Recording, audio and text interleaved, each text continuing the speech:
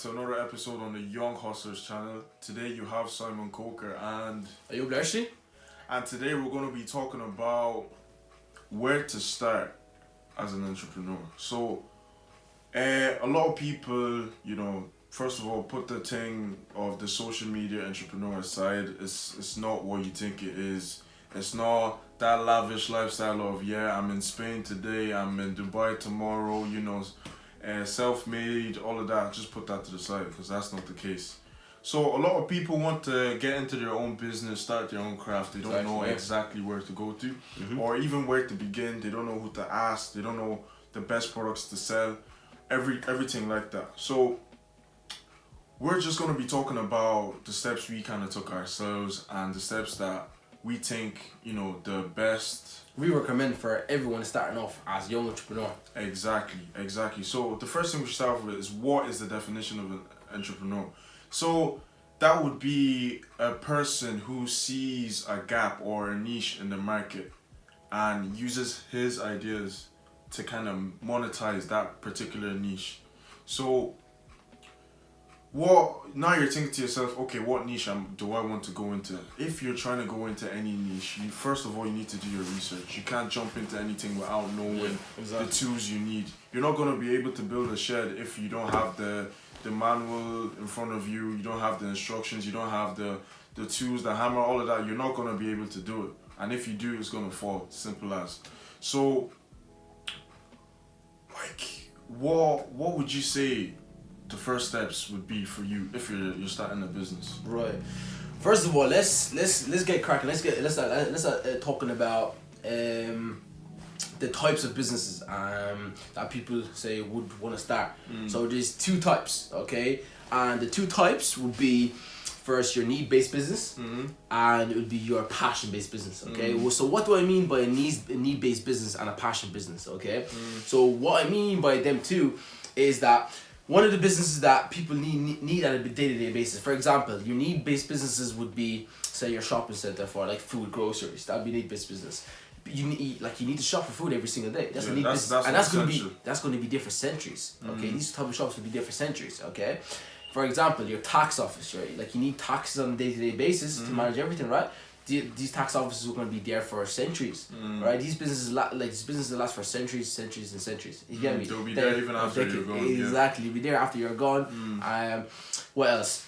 For example, gyms as well. Needs-based business. Some people argue if it's a need, but it is. Your mental health, your exercise, and all that is a need-based business. Okay, there's so many examples like that are need-based. Are the need-based business. Okay, so what are other examples for passion-based business? So a passion-based business basically means a business that is based on pleasure, okay? Pleasure, hobbies, or something like that. So a passion-based business would be something like, you're selling ice creams, let's say. You have a donut shop. It's not a need, it's a want. It's for pleasure. You get you don't need that to live or say go on your day-to-day basis. Another example would be a store, say, what would be a store, e-commerce store for hats or clothing store. Obviously you need clothes, but obviously you don't need that designer, or you don't need that product, that new cleaner, that type of products. Let's say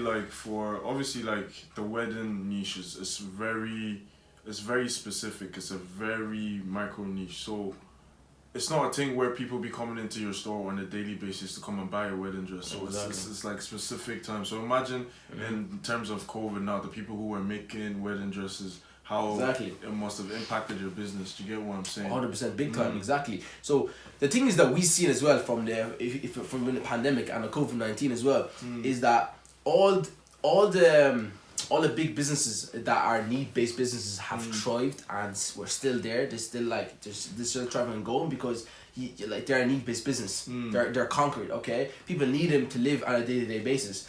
But most of the passion-based businesses, have gone.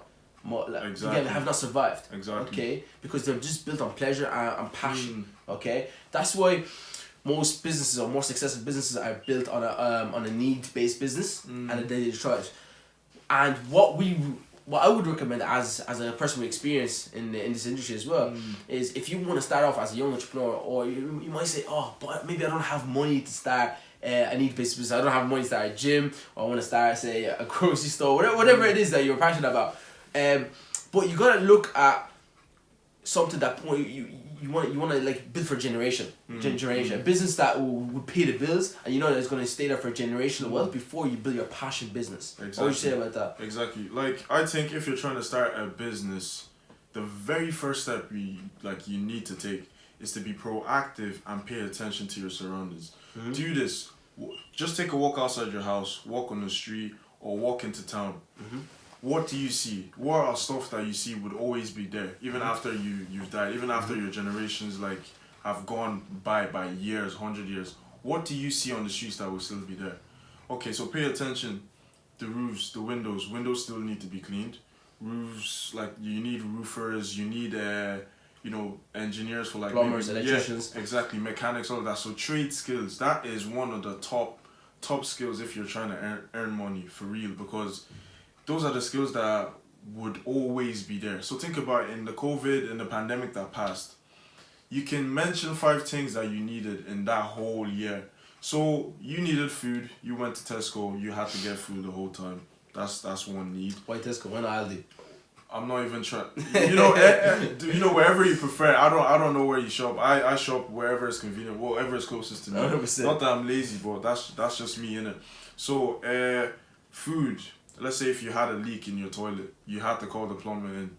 So that's another thing. You had to clean the house or whatever was like, let's say, what you call it? Maybe like hoovers and whatever. Cleaners. Like, those are stuff you need.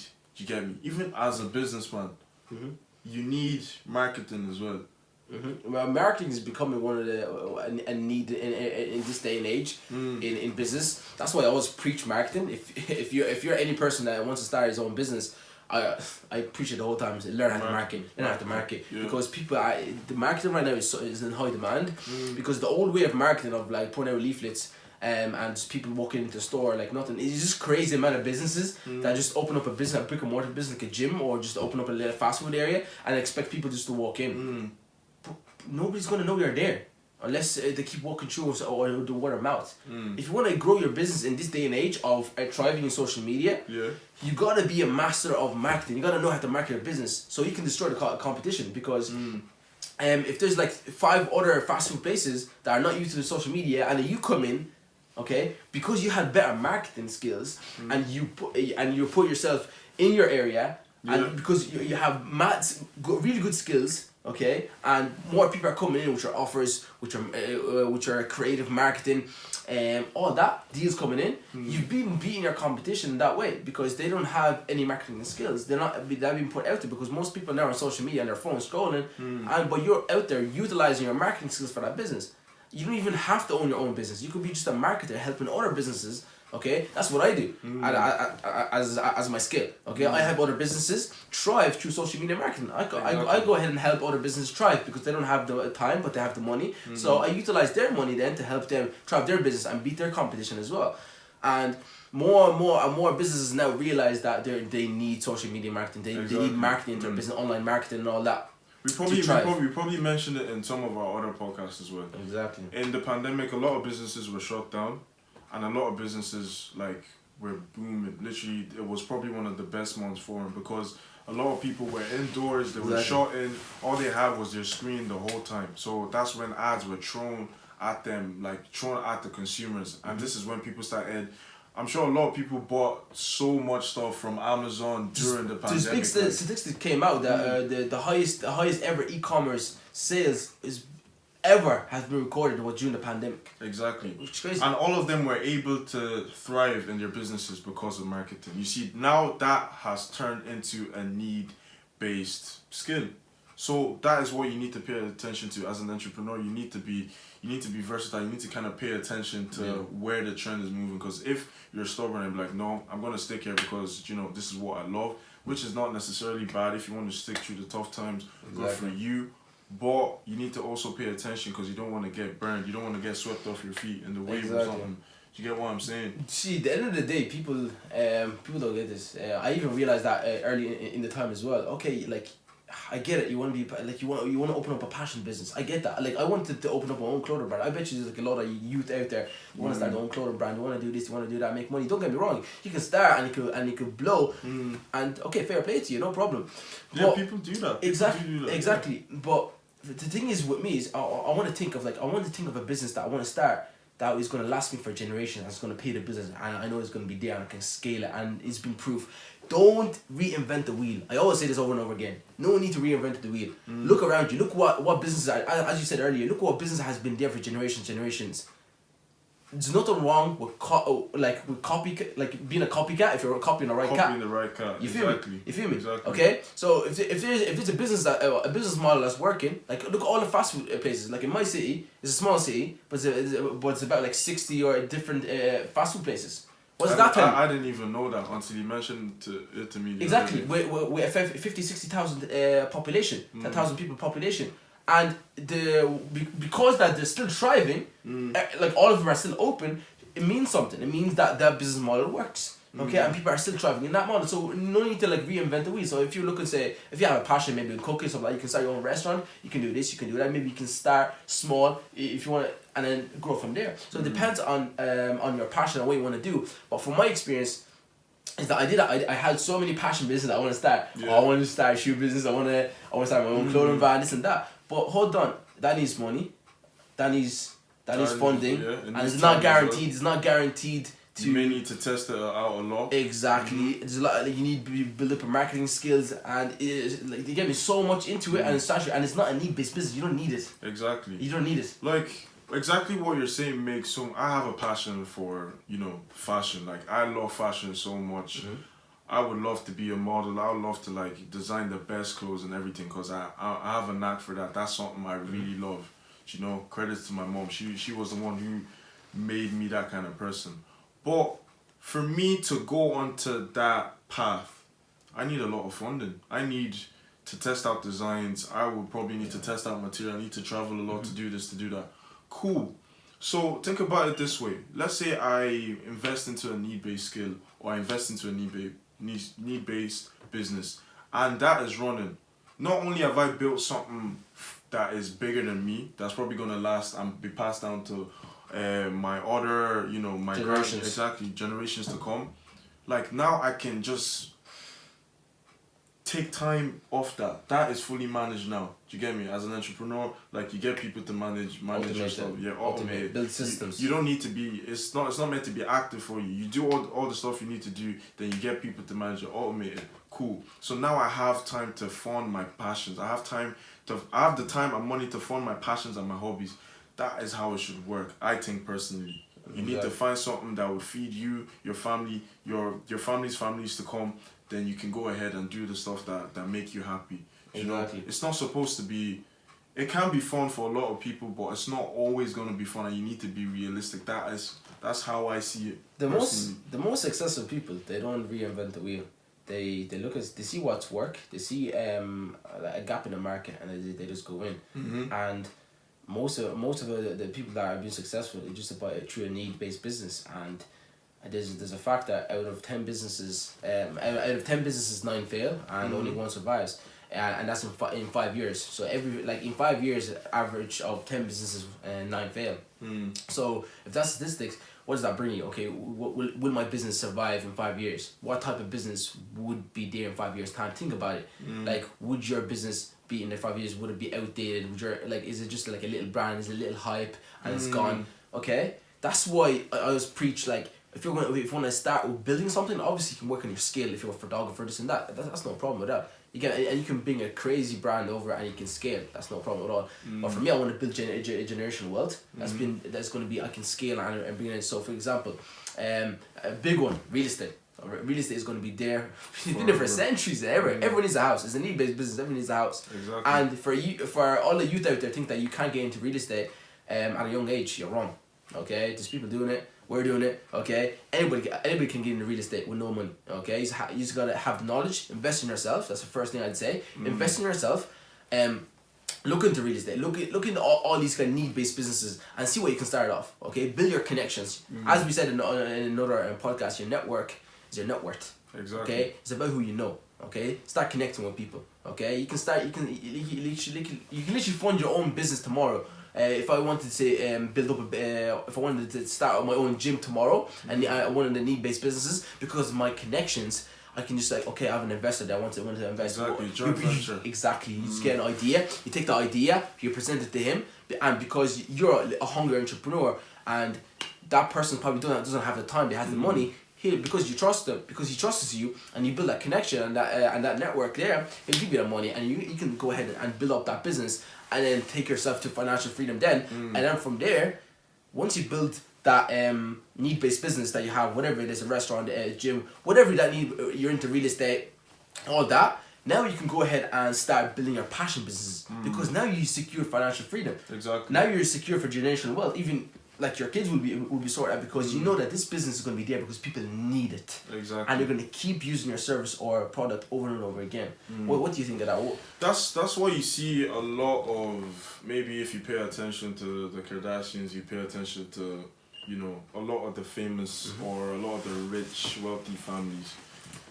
The people that start off with the you know, whatever they're into, let's say the Kardashians mom, whatever they were doing. I'm not into it, so I don't know. But I think the mom has built something where every child that comes into that family that's holding their name, the Kardashian or the Jenner, can take something from it. They've literally built something that you can literally be born into that family and you're already set for life. Look at Kylie Jenner. She's a billionaire now. People are saying self-made. Nah, all the work, has been done way before she was even coming into the business side of things. She made a brand. That brand wouldn't be thriving if the parents or if the family hadn't built something for her to stand on. And it's crazy to me when people try to compare. Oh my God, I want to be like a Jenner. I want to be. Do you know the stuff that the family had done before Jenner? Jenner had it easy. I'm not even trying to say she didn't work hard or whatever. She had it easy. Like the stuff. This is something I want to do for my kids as well. I want them to, when they come in, they have their passion. They're able to go off it straight away. 100%. So that's, you need to be thinking of the bigger picture. But one thing you need to avoid as well is information overload.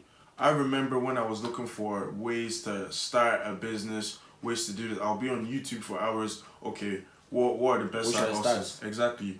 What ways can I make money with no money? Do you get what I'm saying? So the information overload will make you want to do so many things at different times. Yes, you're young. Test stuff out. See what works. Take risk. If you don't take it now, you're going to regret the fact that you didn't take him when you were younger. If you're in your teens and your 20s, even in your 30s, you're young. Like, I don't know why. A lot of people have given up because they're seeing people on social media. Oh my God, he's in Dubai at 21. I have failed. You're comparing yourself. Like, you're not working hard. You're not focusing on one thing.